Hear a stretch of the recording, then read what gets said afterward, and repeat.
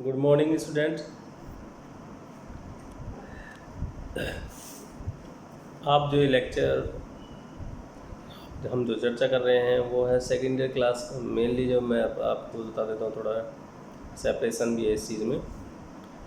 ये लेक्चर है second year BA second year first paper, और इस पुस्तक का नाम है सोशल चेंज एंड कंट्रोल। इसका जो दूसरा चैप्टर है उसका नाम है biological factors of social change, यानी सामाजिक परिवर्तन के जैविकीय कारक। स्टडी या जो चर्चा है वो है सोशल चेंज, यानी सामाजिक परिवर्तन। सामाजिक परिवर्तन में हमने पहले जो लेक्चर या पहले जो हमने समझा है पिछले क्लास में, वीडियो में, वो सबसे पहले तो था पोवर्टी, यानी कि निर्धनता।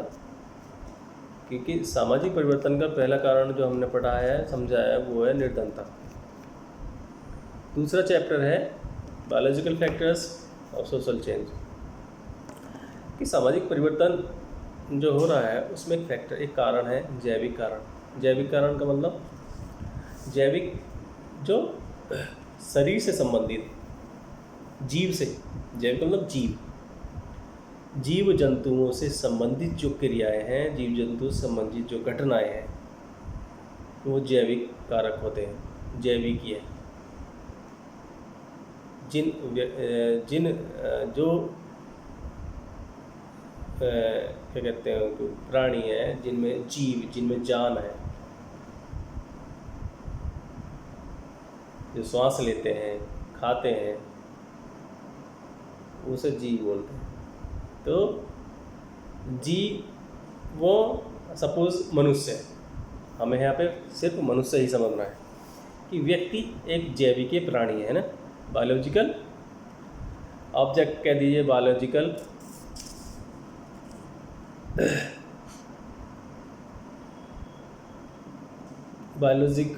क्या कहते हैं उसको, बायोलॉजिकल जीव ही समझो। मनुष्य एक जीव है जिसमें जान है, जो सांस लेता है, खाता है और सोचने विचारने की शक्ति है। जीव समाज से संबंधित है, इसलिए हम मनुष्य की बात करेंगे और अन्य प्राणियों की बात नहीं करेंगे। तो समाज में मनुष्य एक जैविक प्राणी है, और मनुष्य के साथ जो भी मतलब मनुष्य से संबंधित जितनी भी चीज़ें हैं, मनुष्य का जन्म, मरण, बचपन, बुढ़ापा, जवानी, बीमारी, ये सारी चीज़ें, मनुष्य की प्रजाति, मनुष्य की जाति, ये सारी चीज़ें मनुष्य से संबंधित यानी कि फिर बायोलॉजिकल फैक्टर हो गए, जैविक कारक हो गए। अब क्योंकि मनुष्य से संबंधित है, मनुष्य जैव बायोलॉजिकल एक एलिमेंट है। तो बायोलॉजिकल एलिमेंट की जो विशेषताएं हैं, बायोलॉजिकल एलिमेंट पर जो आधारित घटना है, वो सारी बायोलॉजिकल फैक्टर्स के अंदर आती है। तो आज हम जो पढ़ रहे हैं हम जैविक कारक। तो जैविक कारक का तात्पर्य हम सीधा ले जाते हैं, बायोलॉजी है। बायोलॉजी में आपने पढ़ा होगा डार्विन, चार्ल्स डार्विन, ये बायोलॉजिकल साइंटिस्ट। उनका जो सिद्धांत है, एक सिद्धांत उनका ये है, क्या कहते हैं उसको, जैसे आम भाषा में कह देते हैं, एक देसी भाषा है, मुझे पता है इस बात की, जो जीता वही सिकंदर। ये एक आम भाषा है, जिसका टेक्निकल रूप डार्विन की थ्योरी में है कि भाई प्रकृति में या समाज में रहने के लिए संघर्ष करना पड़ता है, क्योंकि समाज सभी जीवों को जगह नहीं दे सकता, क्योंकि सीटें सीमित हैं। तो सभी प्राणियों को जगह देना एक मुश्किल कार्य है, जिस कारण समाज में जीवों के साथ या प्राणियों के साथ व्यक्ति के साथ में संघर्ष करना आवश्यक है, क्योंकि सभी जितने भी इंसानों का जन्म होता है वो सभी के सभी समाज में एक साथ नहीं रह सकते, इसलिए संघर्ष जरूरी है। संघर्ष में छटनी होती है, चयन, सिलेक्शन। तो डार्विन का जो सिद्धांत है वो है सिलेक्शन ऑफ द बेस्ट, एक तरीके से देखा जाए तो selection of the best, natural selection, social selection, एक तरीके से वो सारा जो मेन थ्योरी है वो डार्विन की थ्योरी है। Natural selection, best selection of the best, social selection. प्रकृति में जीने के लिए नेचुरल सिलेक्शन, समाज में जीने के लिए सोशल सिलेक्शन है। तो इन दोनों ही क्षेत्रों में जो भी चीज़ निकल के सामने आती है वो सिलेक्शन ऑफ द बेस्ट है, कि प्रकृति में या समाज में वो ही जीवित रह सकता है जो बहादुर है, जो संघर्ष करने वाला है, जो परिस्थितियों से अनुकूलित हो सकता है, अनुकूलन कर सकता है। इवोल्यूशन, परिस्थितियों से इवोल्यूशन करना, कॉन्फ्लिक्ट तरीके से रहना, संघर्ष में या प्रतियोगिता, कंपटीशन, संघर्ष, इन सभी चीज़ों में अपने आप को ऊपर रखें। वो ही इन दोनों क्षेत्रों में, प्राकृतिक क्षेत्र हो या सामाजिक क्षेत्र में, जीवित रह सकता है। तो ये सिद्धांत जो है ये डार्विन का सिद्धांत है।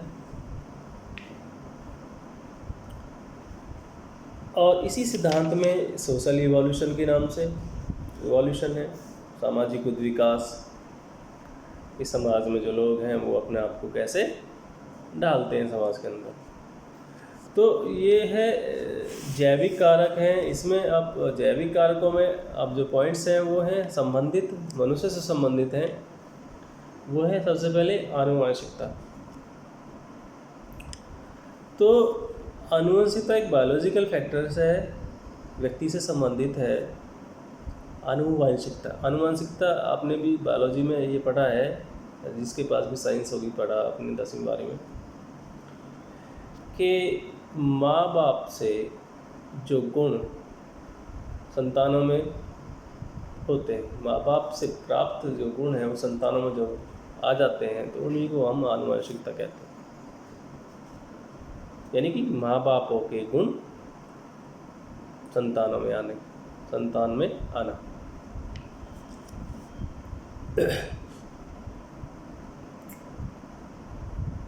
जीववादियों ने यह निष्कर्ष दिया है कि वाहक अणुओं का मतलब समझ रहे हो आप, जीन्स, इंग्लिश में बोलते हैं जीन्स।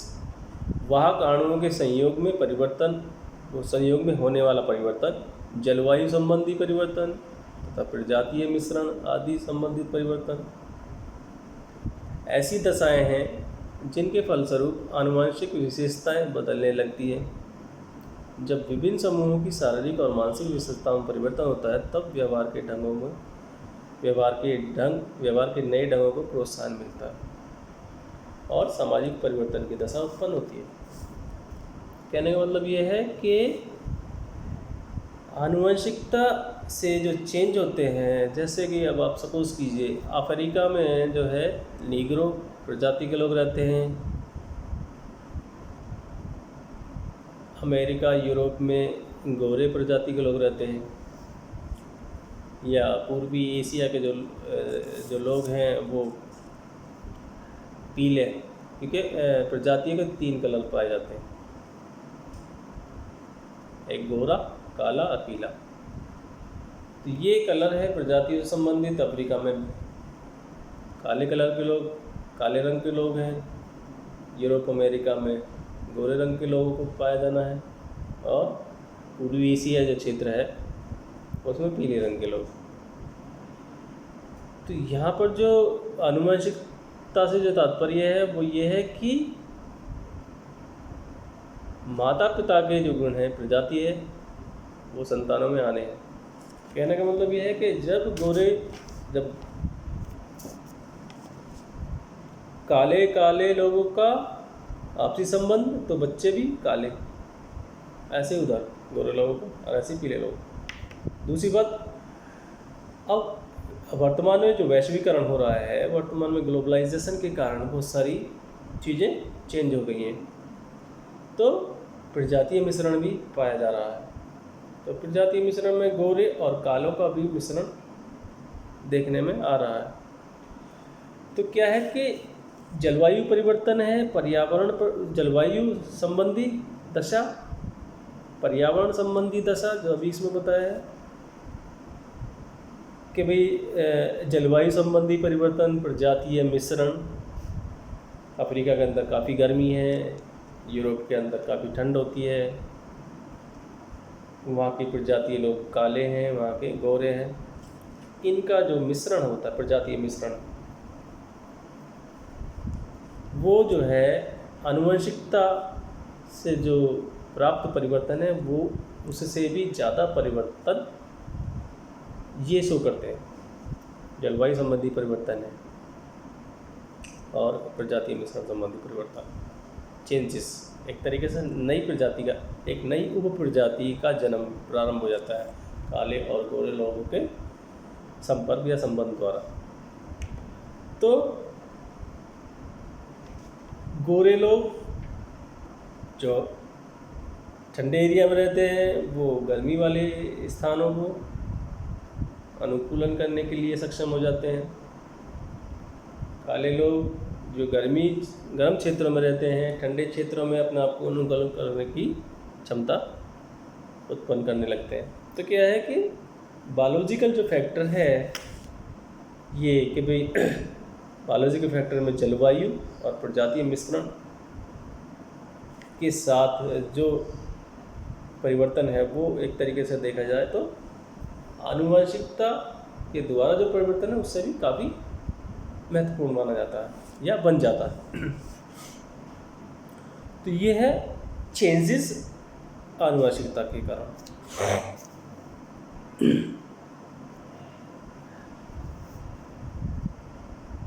दूसरा जो स्टेज है, दूसरा जो स्तर है, हाँ, वो है हेल्थ, स्वास्थ्य का स्तर, हेल्थ। क्योंकि जब हमारी हेल्थ सही होगी, जब हमारा स्वास्थ्य सही होगा, तो हमारा स्वास्थ्य में हमारा शारीरिक स्वास्थ्य, मानसिक स्वास्थ्य, वैचारिक स्वास्थ्य, ये सारे हमारे फिट होंगे, फिट फोर होंगे। तो किन किन चीज़ों पर असर पड़ेगा, किन किन चीज़ों में चेंजेस आने दिखाई देने लगेंगे। हमारी मेन पावर ज़्यादा है, हमारी हेल्थ सही है, हमारी मेन पावर ज़्यादा है, हमारी इकोनॉमिक स्टेज, हमारी इकोनॉमिक लेवल ऊपर है। हमारी इकोनॉमिक लेवल ऊपर होगा तो हम और काफ़ी सारी चीज़ों में ऊपर जाएंगे, एजुकेशन में ऊपर जाएंगे, कल्चरल स्टेज में ऊपर जाएंगे, बहुत सारी क्षेत्रों में हम ऊपर जाने लगते हैं। तो क्या है कि एक सोसाइटी का जो फॉर्म है वो चेंज होने लगती है। हमारी लैंग्वेज पैनी होती है, हमारी लैंग्वेज चनी हुई होती है। अब हमारे जो हमारा जो पहनावा है वो चेंज होता है, हमारी कल्चर चेंज होती है, बहुत सारी चीज़ें हमारी चेंज होती हैं। इकोनॉमिक लेवल अगर हमारा हाई होता है, और इकोनॉमिक लेवल हमारा हाई तब होता है जब हमारा स्वास्थ्य का स्तर हाई होता है। इसी के विपरीत हम दूसरी जगह आते हैं, हमारे स्वास्थ्य का स्तर निम्न होता है। जब हमारे स्वास्थ्य का स्तर निम्न होगा, नीचे लेवल, तो हमारी मेन पावर घटेगी। हमारी मेन पावर घटेगी तो हमारा आर्थिक स्तर नीचे जाएगा, आर्थिक स्तर नीचे जाएगा तो हमारा जो सोशल स्टेटस है वो नीचे जाएगा, और जितनी भी सारी बेसिक नीड्स हैं वो सारी हमारी अनसप्लाई हो जाएगी। मतलब हमें डिमांड के अनुसार हमारी सप्लाई नहीं होगी, तो कहना क्या है, ज़रूरतों की पूर्ति नहीं हो पाएगी। तो क्या है कि बहुत सारी एक पर्टिकुलर व्यक्ति के स्वास्थ्य के निम्न स्तर के कारण उस व्यक्ति पर आधारित या आश्रित अन्य सदस्यों की भी स्थिति नॉर्मली डाउन ही जाएगी। तो क्या है कि जो हाई लेवल है हेल्थ का, उससे उत्पन्न जितनी भी परिस्थितियां हैं उसकी विपरीत परिस्थितियां स्वास्थ्य के लो स्वास्थ्य का जो स्तर है, डाउन स्तर, उसमें घटित हो जाएंगे वो सारी चीज़ें। तो क्या है कि सोशल चेंज का फैक्टर बनता है, इम्पोर्टेंट फैक्टर। तीसरा जो फैक्टर है वो है जन्म दर मृत्यु दर। जन्म दर किसे कहते हैं, मृत्यु दर किसे कहते हैं? ये जनसंख्या संबंधी कंसेप्ट है, जन्म दर और मृत्यु दर। जन्म दर का तात्पर्य है कि 1000 व्यक्तियों पर, यानी कि 1000 व्यक्तियों में, जन्म दर का बता रहा हूँ, 1000 व्यक्तियों पर जन्मे बच्चों का, यानी बच्चों की संख्या 1000 व्यक्तियों, स्त्री पुरुष यानी 1000 व्यक्तियों पर जन्मे बच्चों की संख्या जन्म दर, और 1000 व्यक्तियों में मरने वालों की संख्या, ये मृत्यु दर है। तो हमारा जो भारतीय समाज है, हमारे भारतीय समाज में आज की जो वर्तमान स्थिति है जन्म दर और मृत्यु दर की, वो क्या है, वो दोनों ही हाई है। जन्म दर भी आगे है और मृत्यु दर भी आगे है। जन्म दर आगे क्यों है और मृत्यु दर आगे क्यों है? और उसमें इसका जो फंडा है, इसका जो फॉर्मूला है वो ये है कि जिस समाज के अंदर मृत्यु दर और जन्म दर दोनों में ज़्यादा वृद्धि है तो उस समाज की जनसंख्या ज़्यादा होती है। वो जो प्रभाव है, ये प्रभाव हमारे भारतीय समाज में देखने को मिलता है कि हमारे भारतीय समाज में जन्म दर भी ज़्यादा है और मृत्यु दर भी ज़्यादा है। जन्म दर ज़्यादा होने के अलग कारण हैं, मृत्यु दर ज़्यादा होने के अलग कारण हैं। तो जो सामाजिक परिवर्तन का जैविक कारक है उसमें मृत्यु दर और जन्म दर भी बहुत इम्पोर्टेंट रोल निभाते हैं। वो ये कि अगर जन्म दर और मृत्यु दर दोनों स्थिर अवस्था में हैं, जन्म दर और मृत्यु दर स्थिर अवस्था में, एक कहते हैं एक स्टेबिलिटी में है, मतलब उछाल दबाव नहीं है। मृत्यु दर समान है साल दर साल, जन्म दर समान है साल दर साल। तो क्या है कि जनसंख्या में वृद्धि नहीं होगी, ना ही जनसंख्या घटेगी ना ही बढ़ेगी, स्थिर रहेगी। तो ऐसे समाज में सामाजिक परिवर्तन एक तरीके से विकसित अवस्था की तरफ बढ़ता है। दूसरी बात क्या है कि जन्म दर ज़्यादा बढ़ती है, फिर मृत्यु दर कम होती है, जन्म दर कम होती है, मृत्यु दर ज़्यादा होती है।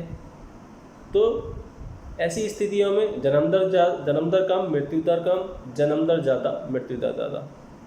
तो ये सारे के सारे बदलाव जो हैं समाज में जनसंख्या और वृद्धों की संख्या में कमी, वृद्धों की संख्या में वृद्धि, बच्चों की संख्या में कमी, बच्चों की संख्या में वृद्धि, और वयस्कों की संख्या में कमी और वयस्कों की संख्या में वृद्धि को प्रदर्शित करती है, जो कहीं ना कहीं सामाजिक परिवर्तन का कारण बनती है। अब सपोज कीजिए कि किसी समाज में वृद्धों की जनसंख्या ज़्यादा है और किसी समाज में वृद्धों की जनसंख्या कम है। ये सामाजिक परिवर्तन का कारण कैसे बनता है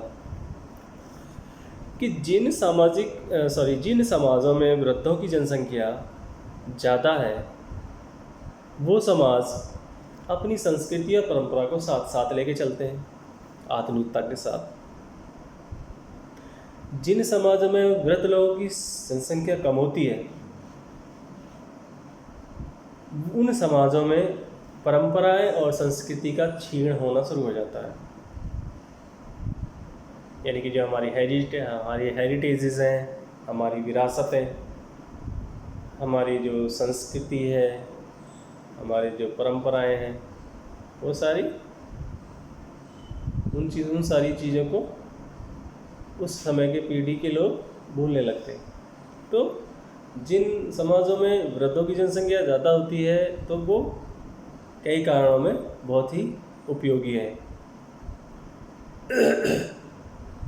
सुरक्षा के हिसाब से भी, सहयोग के हिसाब से, सम्मान के हिसाब से, संस्कृति की रक्षा के हिसाब से, परंपराओं के अनुपालन के अनुसार।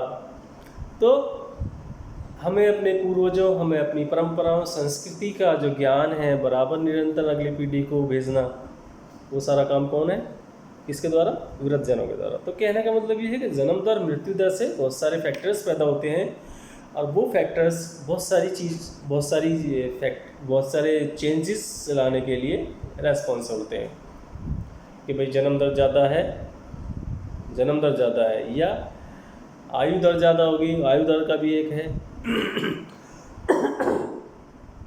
कि समाज की आयु दर ज़्यादा, जैसे हमारे समाज की आयु में, भारतीय समाज में 68-69 ईयर्स है, अमेरिका में 85+। इस तरह से आयु के हिसाब से भी, जिसमें आयु ज़्यादा होगी वहाँ पे हम क्या के वृद्धों की जनसंख्या ज़्यादा होती है।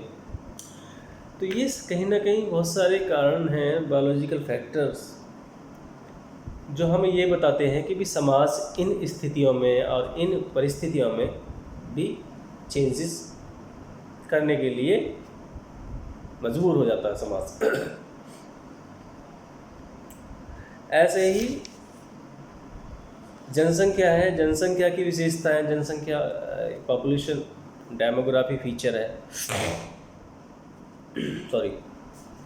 डेमोग्राफी फीचर में क्या है कि जिस क्षेत्र की जनसंख्या ज़्यादा होगी, जिस क्षेत्र की जनसंख्या कम होगी, उनमें भी डिफरेंट आता है। जैसे जब सपोज़ कि यूपी की जनसंख्या सबसे ज़्यादा है, इंडिया में यूपी की जनसंख्या सबसे ज़्यादा है, और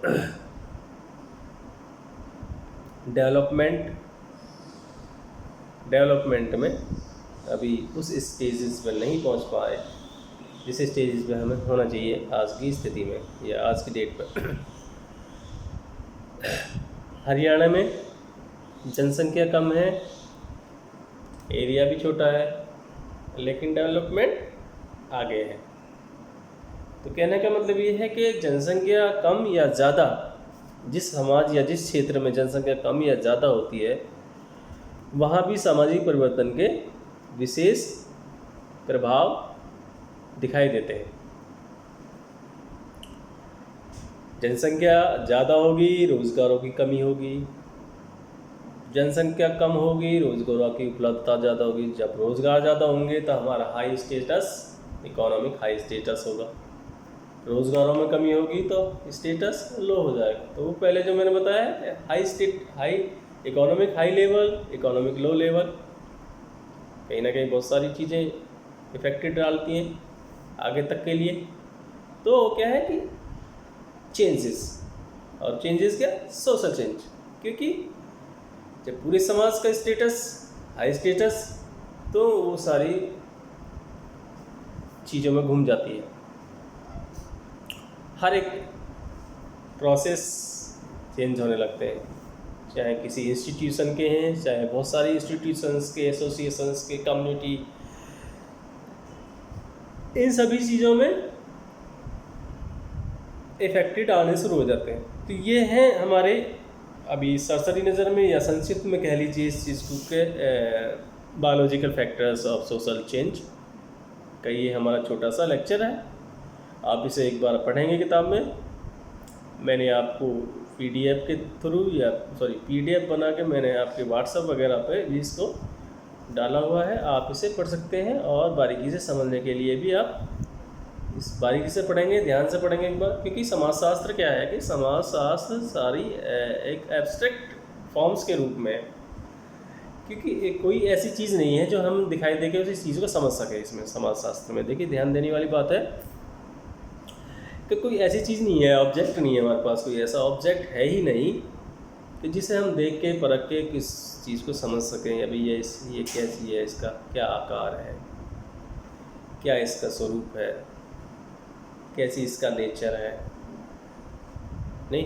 तो जैसे बर्फ़ है, पानी है ना, भाप है, तो वाटर जो है, वाटर को हम देखते हैं, वाटर की क्या नेचर है, पानी का नेचर क्या है, पानी का नेचर लिक्विड भी है, पानी का नेचर सॉलिड भी है, पानी का नेचर क्या है, गैस भी है। तो समाजशास्त्र एक ऐसा सब्जेक्ट बन रहा है, ऐसा सब्जेक्ट है कि जो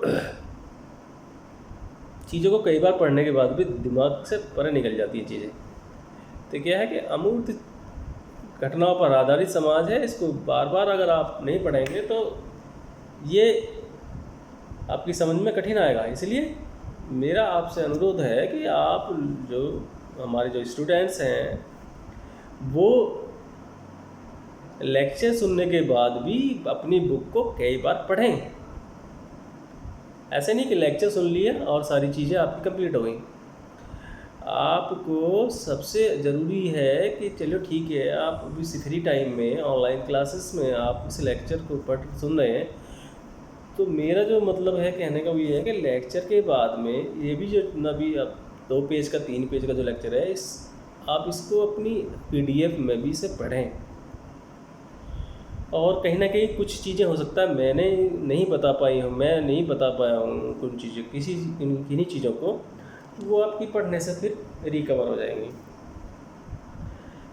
तो आप इसे बराबर रीडिंग कीजिए, लर्निंग करेंगे आप बराबर, कई बार आप पढ़ेंगे, और कई बार पढ़ने पर आपको कई चीज़ें समझ में आएंगी, कई चीज़ें समझ में नहीं आएंगी। तो जब आप कई बार इस चीज़ों को पढ़ेंगे और कुछ चीज़ें आपको समझ में आएंगी, तो जो चीज़ समझ में आएंगी उनसे तो कोई कॉन्फ्लिक्ट नहीं है आपका, लेकिन जो चीज़ें समझ में नहीं आएंगी उनसे आपका कॉन्फ्लिक्ट हो जाता है। जो कॉन्फ्लिक्ट है आप उसको नोटेट कीजिए, नोटेट के बाद में आप हमें नोटिस कराइए, हम उन चीज़ों को दोबारा आपको समझाएंगे। तो इस तरह से आपका सब्जेक्ट या आपका लेक्चर, आपका टॉपिक कंप्लीट होता है। धन्यवाद, थैंक यू।